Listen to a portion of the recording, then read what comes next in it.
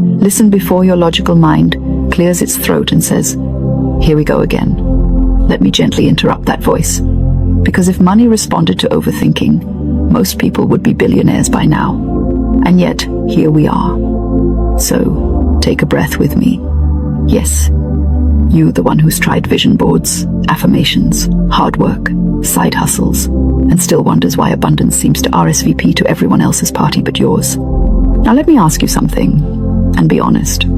Have you ever said, "I am abundant," while simultaneously checking your bank balance like it personally offended you? Of course you have. We all have. That's not failure.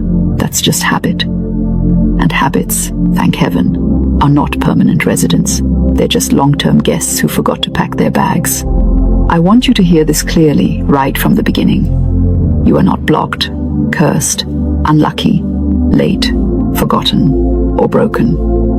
You are simply entertaining ideas that contradict the good you desire. And ideas, unlike reality, can be replaced without a moving truck. Most people think their problem with money is money. It isn't. Money is obedient. It follows orders. The trouble is, it follows the dominant order, not the polite affirmations whispered once a day while panic shouts the rest of the time. You see, life is a very literal listener. It does not understand jokes, sarcasm, or "I didn't really mean that." When you say, "Money is hard to come by," life nods and says, "Understood." When you say, "I'll never catch up," life replies, "As you wish." And when you say, "I am abundant, rich, and wealthy," but you say it like you're apologizing, life hears the apology louder than the words. Now don't worry, I'm not here to scold you. If scolding worked, we'd all be saints with six-pack abs and perfect credit scores. I'm here to remind you of something ancient and simple. Words are seeds, and most people are watering weeds and wondering why roses refuse to bloom. Let's talk about 2026 for a moment, not as a calendar year, but as a state of consciousness. Because years don't change lives, assumptions do. If you carry the same inner conversation into a new year, the year politely hands it back to you with different dates on the checks. Abundance is not something you chase. If you chase it, you confess you don't have it. And life, ever so faithful, agrees with your confession. Abundance is something you assume. And assumption, when relaxed and consistent, becomes fact. Now I know someone is thinking, "That sounds lovely, but my bills are very real." Yes, they are. And they respond to thought just as faithfully as blessings do. Money is not offended by your honesty, but it is deeply responsive to your expectancy. Here is the core challenge, and it's wonderfully simple. Most people affirm abundance while mentally rehearsing lack. They say, "I am wealthy," and then immediately think, "But not yet." Your inner dialogue is the boardroom where decisions about your future are being made. And right now, too many people have allowed fear to sit at the head of the table, coffee in hand, speaking confidently about why now isn't the time. Let me offer you a gentler, more effective approach. Instead of trying to convince yourself you are rich, begin by allowing the idea that wealth is natural to you. Not dramatic, not magical, natural. Trees don't strain to grow fruit. They don't affirm all day long, "I am fruity, I am fruity." They simply accept nourishment and do what they were designed to do. You were designed for supply. Lack is learned. Prosperity is original. Now here's where people get tangled. They think affirmations are about forcing belief. They are not. Affirmations are about choosing a new agreement. You are not arguing with reality. You are instructing it. Think of your mind like a very loyal assistant who takes notes constantly. It doesn't question whether the instructions make sense.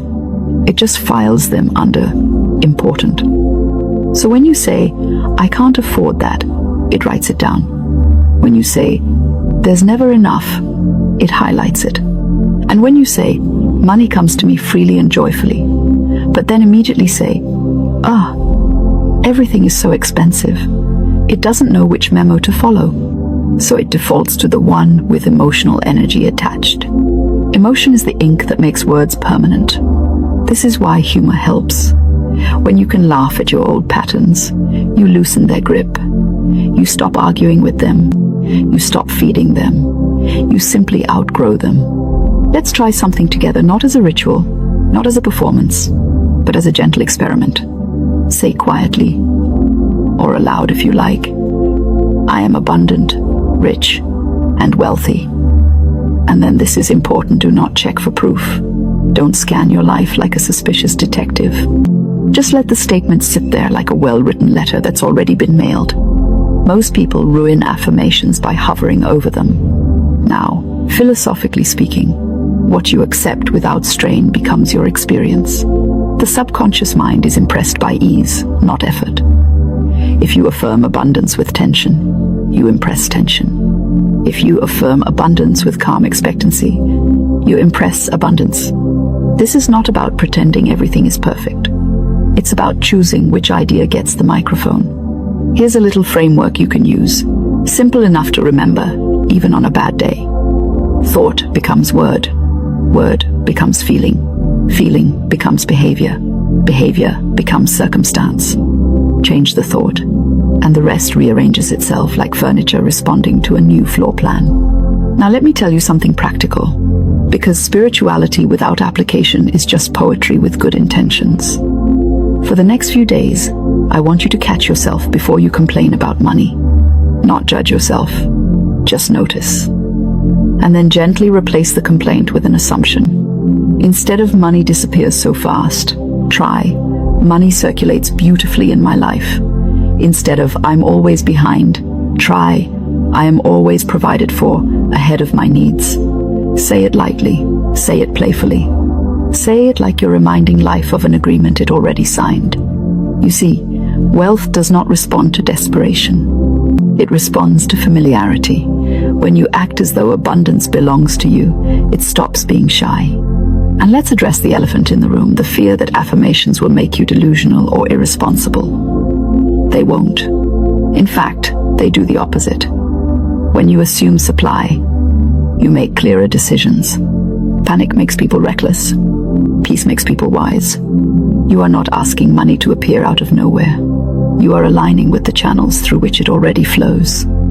Opportunities, ideas, connections, inspired action, these are the messengers of wealth. But they don't knock on doors marked, "No one ever helps me." Now here's where humor comes in handy again. If you've ever said, "I'll believe it when I see it," congratulations, you've discovered the slowest manifestation method known to humanity. Life responds much faster too. I see it, therefore I believe it. Faith is not denial. Faith is pre-approval. Let me give you a small action step right now. Something you can do today without rearranging your life or burning sage in your living room unless you want to, of course. Choose one money affirmation and repeat it every time you touch money. Paying a bill? Say it. Receiving money? Say it. Seeing prices? Say it. Not with drama, with consistency. I am abundant, rich, and wealthy. Not someday, not after something happens. Now. And if your mind argues back, let it. Minds love to argue. You don't need to win the debate. Just keep stating your position. Reality eventually sides with the most persistent voice. I want you to understand this deeply. Wealth is not a reward for suffering. It is a response to alignment. You don't have to earn the right to receive what is already yours by design. So as you go about your day, catch your words. Notice how casually you speak lack and how cautiously you speak abundance. Then reverse that. Speak abundance casually. Let lack feel awkward and outdated. If something in you is stirring right now, good. That's recognition. Not hope. Recognition. The kind that says, oh, this feels familiar, like something I forgot, not something I have to learn. Stay with me. Don't rush. Let these ideas settle, because when they do, they don't just change how you think about money, they change how money thinks about you. And before you move on to whatever comes next in your day, do one small thing. Leave a comment, even if it's just, I'm ready. Engagement is not for algorithms alone. It's a declaration. It tells your own mind, I'm participating now. Hold that feeling. We're just getting warmed up. Now, let's go a little deeper. Because once the door to abundance cracks open, the old beliefs start scrambling like tenants who just heard the building is being renovated. And they get loud. Suddenly, your mind brings up past disappointments, numbers, timelines, age, mistakes, and that one financial decision you swear ruined everything. Isn't it interesting how the mind suddenly becomes an accountant when abundance shows up? Let me say this gently. Your past has no jurisdiction over your future unless you keep renewing its authority. Memory is not prophecy. It is just a story that has been told too many times without being edited. Most people unknowingly practice what I call emotional budgeting. They decide in advance how much good they're allowed to receive based on who they think they've been. People like me don't get that rich. In my family, money always runs out. If I get too much, something bad will happen. These are not facts. They are inherited opinions wearing serious expressions. Life, bless its literal heart, takes these opinions as instructions. Now let's talk about affirmations again, because many people repeat them like chores. They sound like they're paying rent. I am abundant, rich, and wealthy, they say, exhausted, hoping the universe appreciates the effort. But affirmations are not about effort. They are about atmosphere. Think of it this way. Wealth does not enter environments of resistance. It enters environments of expectancy. When you expect something, you prepare for it without anxiety. You clear space. You make room. You don't stand at the window tapping your foot. So here's a small shift that makes a large difference. Instead of saying affirmations to get money, say them to become familiar with wealth. Familiarity removes tension. Tension blocks flow. When you say, I am abundant, rich, and wealthy, imagine you're stating your address, not your wish. No pleading, no bargaining, just statement. And if your mind says, that's not true, smile internally and say, we're updating the records. You don't fight the old thought, you replace it. Resistance feeds it. Indifference dissolves it. Let's be honest, many people secretly believe wealth will change them for the worse. That it will make them arrogant, disconnected, lonely, or spiritually lost. So even while they ask for money, they subconsciously push it away for safety reasons. You can't attract what you fear. Here's a liberating idea. Money does not amplify character. It reveals it. If you are kind, you'll be generously kind. If you are thoughtful, you'll be comfortably thoughtful. Money doesn't corrupt, it exposes. And if something needs refining, abundance gives you the space to refine it. Another quiet fear people carry is the fear of responsibility. If I have more will be expected of me. And yes, more freedom does require more honesty with yourself, but it also brings ease, choice, and relief. Wealth is not a burden, it's an upgrade in options. Now let's talk about timing, because this is where impatience likes to wear a crown. You affirm abundance today and expect fireworks by Friday. When they don't arrive, discouragement starts packing its bags. But manifestation doesn't operate on emotional deadlines. It operates on alignment. Think of it like tuning a radio. The moment you're on the right frequency, the music is already playing. But static can make you think nothing is happening. The static is old belief dissolving. That's progress, not delay. Here's something practical and quietly powerful. Stop using the phrase, trying to manifest. Trying implies distance. Instead, assume arrangement. Say, things are arranging themselves in my favor. That sentence alone removes effort from the equation. And let me say something that might surprise you. You do not have to feel positive all the time. Relief is enough. Calm is enough. Neutral is enough. Peace manifests faster than forced excitement. If joy comes, enjoy it. If doubt comes, don't dramatize it. Just return to assumption. I am abundant, rich, and wealthy. Not because you feel it, but because you choose it. Now let's address action. Because some people worry this approach makes them passive. Quite the opposite. When your inner state is aligned, Action becomes inspired instead of frantic. You move because it feels right, not because you're afraid of falling behind.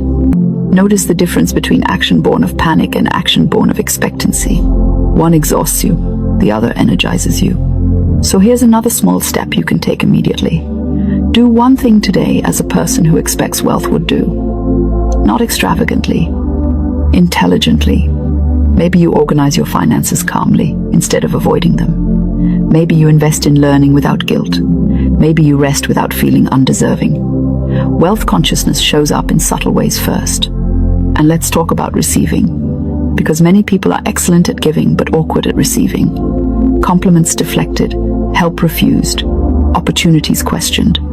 If you can't receive a compliment, money will feel uncomfortable knocking. Practice receiving graciously. A thank you is an affirmation. Acceptance is agreement. Now, humor check. Have you noticed how people say, money doesn't matter, usually right before complaining about it? If money truly didn't matter, it wouldn't occupy so much emotional real estate. Money matters because it represents choice, safety, expression, and contribution. Denying its importance doesn't make you spiritual, it makes you conflicted. Harmony with money is spiritual maturity. As you repeat, I am abundant, rich, and wealthy, you may notice opportunities you previously overlooked. Ideas that once felt unrealistic start feeling obvious. That's not coincidence. That's perception expanding. Your world does not change first. Your awareness does. And awareness selects experience. Now I want you to remember this, especially when impatience whispers, nothing real is missing. If it were missing, you wouldn't desire it. Desire is evidence of supply-seeking expression. You're not late. You're not behind. You're right on time for the version of yourself who finally stopped arguing with abundance. Before we close, let me give you one final practice, simple, quiet, powerful. Each night, just before sleep, say, thank you, that wealth flows to me in expected and unexpected ways. Gratitude spoken in advance is confidence, and confidence is irresistible. Don't analyze how, don't negotiate when, just thank. Sleep impresses the subconscious more than effort ever could. And as you move forward from here, keep this light. Laugh when old thoughts show up. Smile when money conversations improve. Celebrate small shifts, they are evidence of large ones forming. If this resonated, stay connected. Subscribe, comment, engage. Not because you need more information, but because alignment likes reinforcement. And community reminds you that you are not imagining this shift, you are participating in it. You are abundant, you are rich, you are wealthy, not someday, not symbolically, but now, in the realm where all things begin.